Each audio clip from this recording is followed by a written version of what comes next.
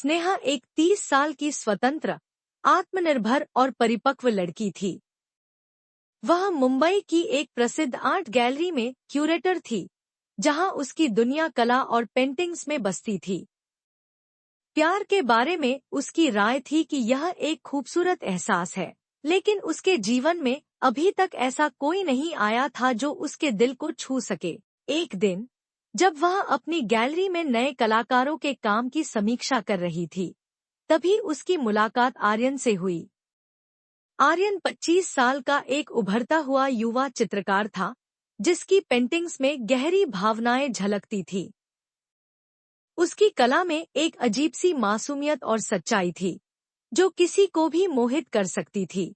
नमस्ते, मैम, आर्यन ने संकोच के साथ कहा। मैम मत कहो, सिर्फ स्नेहा कह सकते हो, उसने मुस्कुराते हुए जवाब दिया। यह उनकी पहली मुलाकात थी, लेकिन इस छोटी सी बातचीत ने एक नए रिश्ते की शुरुआत कर दी थी।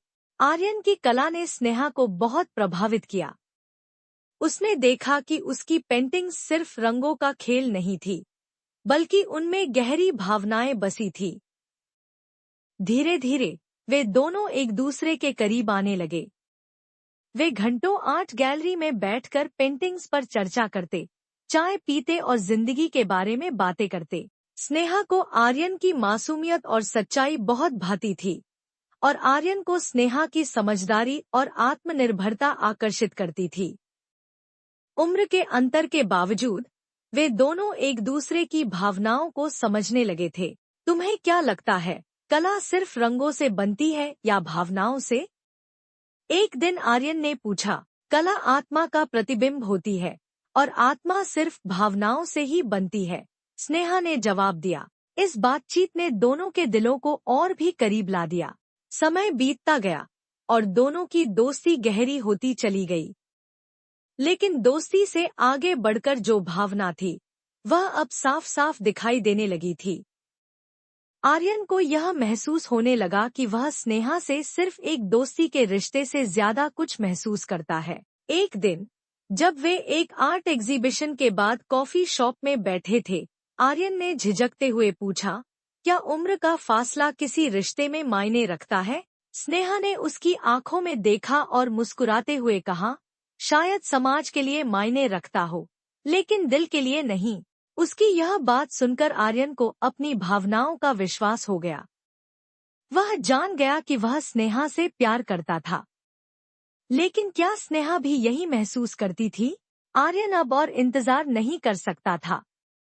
उसने एक खूबसूरत पेंटिंग बनाई, जिसमें स्नेहा को मुस्कुराते हुए दिखाया गया था, और उसके चारों ओर गुलाबों की छटा थी। जब उसने वह पेंटिंग स्नेहा को दी, तो उसकी आंखों में चमक आ गई। यह सिर्फ एक पेंटिंग नहीं है, आर्यन ने धीरे से कहा। यह मेरे दिल की बात है। मैं तुमसे प्यार करता हूँ, स्नेहा। उम्र चाहे जो भी हो, मेरा प्यार सच्चा है। स्नेहा कुछ देर तक चुप रही। उसने अपने दिल की गहराइयों में झांका और पाया कि वह भी आर्यन के प्रति खास महसूस करने लगी थी। लेकिन समाज, परिवार और उम्र का अंतर, क्या यह सब मायने रखता था? क्या तुम्हें सच में लगता है कि हम इस रिश्ते को निभा सकते हैं? स्नेहा ने पूछा। अगर प्यार सच्चा हो, तो हर मुश्किल आसान हो जाती है, आर्यन ने दृढ़ता से कहा। स्नेहा ने मुस्कुराते हुए कहा, तो फिर क्यों न हम इस खूबसूरत कहानी को एक मौका दें। हालांकि उनकी प्रेम कहानी आसान नहीं थी। जब उनके परिवारों को इस बारे में पता चला, तो बहुत विरोध हुआ। स्नेहा, तुम उससे बड़ी हो, यह रिश्ता सही नहीं है, उसके माता पिता ने कहा। बेटा, प्यार करना अच्छी बात है, लेकिन क्या